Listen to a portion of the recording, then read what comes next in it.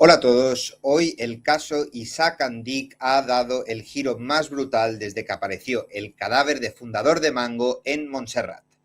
Jonathan Andic, hijo mayor del empresario, ha sido detenido este martes 19 de mayo de 2026 por los Mossos d'Esquadra como investigado por la muerte de su padre. La policía catalana ha arrestado por la mañana y lo ha llevado ante la jueza de Martorell, que investiga el caso.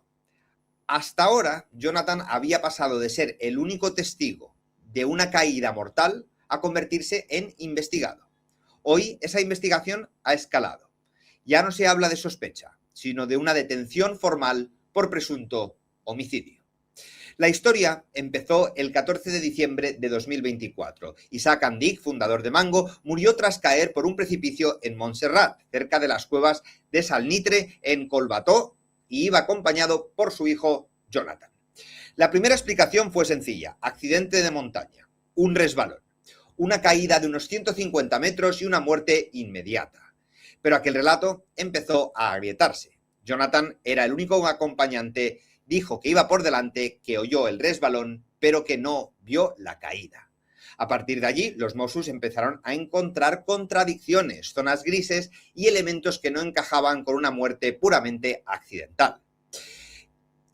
En primer lugar, no quiero perder mucho tiempo porque creo que ya sabéis todos quién es Isaac Andic, pero no era un empresario más, era fundador de Mango, una de las grandes marcas españolas de moda, un hombre que había levantado un imperio internacional y que estaba situado entre las mayores fortunas de España. Una empresa de dinero, poder, control, prestigio. Muere en una excursión con su hijo, la primera rareza del caso. Todo lo que ocurre ese momento depende de la versión de su hijo Jonathan. No hay un tercero que lo vea en escena, hay un padre muerto y un hijo vivo con una explicación inicial de que se cayó.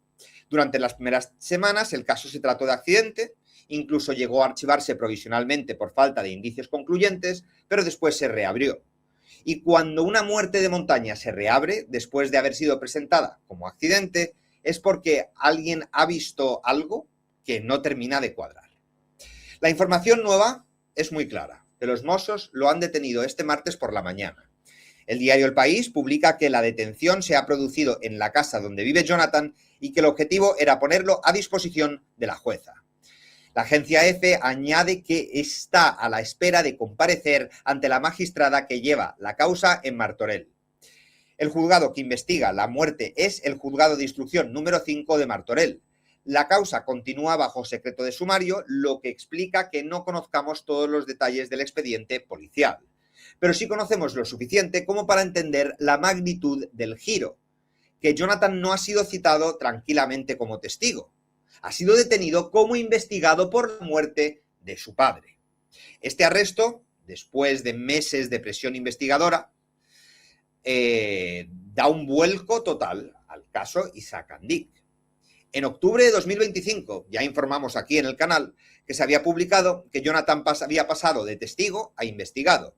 Es decir, la policía dejó de mirarlo solo como el hijo que presenció la tragedia y empezó a tratarla como pieza central del caso. Primero accidente, después reapertura, después investigado y ahora detenido. Vamos a ver un poco lo que no termina de cuadrar con el relato, porque según la información publicada por Radio Televisión Española, Jonathan declaró que iba unos pasos por delante de su padre. Escuchó un resbalón y no vio la caída. Esa frase es fundamental, no vio la caída. Por tanto, no puede describir visualmente el momento exacto en el que Isaac se precipita. Su relato se apoya en lo que dice haber oído y en lo que hizo después. El problema es que los Mossos encontraron contradicciones. Recoge que el testigo se contradijo, dejó zonas grises y describió hechos que no podían corresponder con las conclusiones de la investigación, citando lo publicado por AFP. Aquí el caso empieza a cambiar de naturaleza, porque si un padre cae por un accidente delante de su hijo, lo esperable es que el relato sea doloroso, nervioso, traumático, pero coherente en lo esencial. ¿Dónde estabas? ¿A qué distancia? ¿Qué oíste? ¿Cuándo llamaste? ¿Por dónde bajaste? ¿Qué hiciste primero? ¿Y qué hiciste después? Cuando todas estas piezas no tienen sentido o no encajan, la investigación deja de mirar solo al precipicio y empieza a mirar al único superviviente de la escena. La caída se produjo en las cuevas de Salnitre en Collbató, en la montaña de Montserrat. La información habla de una caída de más de 100 metros. Varias publicaciones dicen que el desnivel podría ser en torno a los 150 metros. Aquí tenemos pues, una muerte, vamos, prácticamente inmediata. Y además un entorno, ¿no?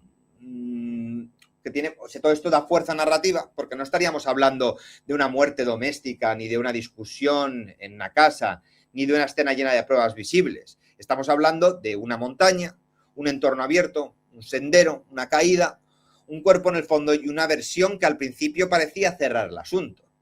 Pero tras la reconstrucción, y por eso las reconstrucciones de los crímenes son tan importantes, los investigadores tienen que trabajar con tiempos, posiciones, llamadas, trayecto, comportamiento posterior y sobre todo coherencia del relato. La montaña puede parecer un escenario perfecto para un accidente, pero también puede ser un escenario muy difícil de investigar. Uno de los elementos más interesantes ha sido el móvil de Jonathan. EFE señala que los Mossos venían analizando desde septiembre los mensajes y la situación del móvil del hijo de fundador de Mango. El País también recoge que la policía examinó su teléfono dentro de la investigación. Esto es clave porque el teléfono permite reconstruir más que una simple conversación. Permite mirar horarios, ubicaciones, fotos, llamadas, movimientos. En un caso sin testigos independientes, el móvil se convierte en una especie de caja negra. Recogiendo informaciones del caso, se mencionan dos elementos especialmente llamativos: contradicciones sobre la ubicación del coche y sobre unas fotos que Jonathan inicialmente habría negado haber tomado.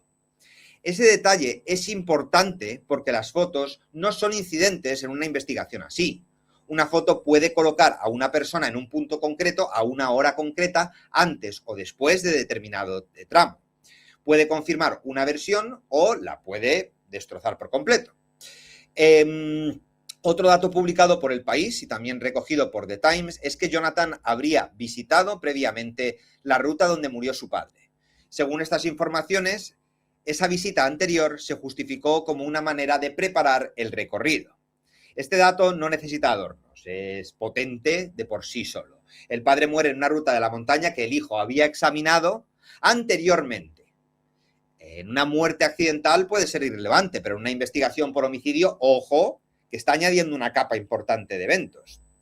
Siguiente, de paso de testigo a investigado. Jonathan no empezó como sospechoso, empezó como el hijo que acompañaba a su padre, el único testigo de una tragedia familiar, pero en octubre de 2025 se confirmó que había pasado de testigo a investigado. Eso ya cambiaba la percepción completamente y la policía no se despertó esta mañana con una sospecha nueva. Es un trabajo continuado buscando pruebas y evidencias para poder detenerlo. Y este es el escalón posterior a toda la investigación realizada con esta finalidad. La confirma como línea de investigación suficiente para llevarlo ante la jueza bajo arresto. La relación entre padre e hijo también es bastante relevante, porque se ha convertido en una parte central de toda la investigación policial. Radio Televisión Española recoge que Estefanía Knuz, golfista profesional y pareja de Isaac Andic, señaló ante las autoridades la mala relación entre ambos. El País también habla de una relación complicada, especialmente tras la fallida transición de poder dentro de Mango. Isaac había cedido el control a Jonathan en 2014, pero lo retomó en 2015 por problemas en la gestión. Este punto importa porque coloca la muerte en un contexto de tensión. No se trata solo de padre e hijo, dando un paso idílico por la montaña, un paseo idílico. Según lo publicado, había una relación difícil, tensiones empresariales y una historia de confianza rota dentro del propio imperio de Mango. Y cuando la persona que muere es el patriarca de una fortuna multimillonaria, estas tensiones pesan. La herencia y el tablero económico también es muy importante. El País publica que el testamento incluía un reparto entre los 3 hijos y un legado adicional, pero que la pareja del empresario reclamó inicialmente 70 millones de euros y que finalmente se habría alcanzado un acuerdo cercano a los 30 millones. Esto es un detalle menor. La muerte de Isaac no solo deja una familia rota, deja una fortuna gigantesca, una empresa poderosa y un reparto patrimonial de enorme importancia. Además, Jonathan, el primogénito, ocupaba una posición relevante dentro del universo empresarial familiar. lo identificaban como vicepresidente del Consejo de Administración de la compañía.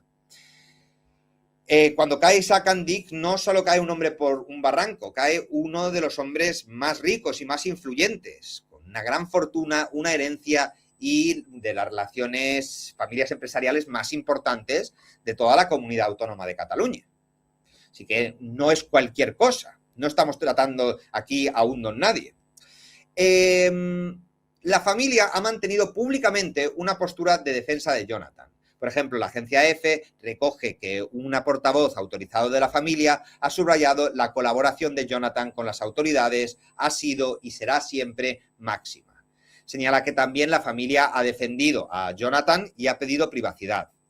Esto abre una nueva tensión narrativa hacia adentro. La investigación ha obligado a revisar relaciones, declaraciones y tensiones previas.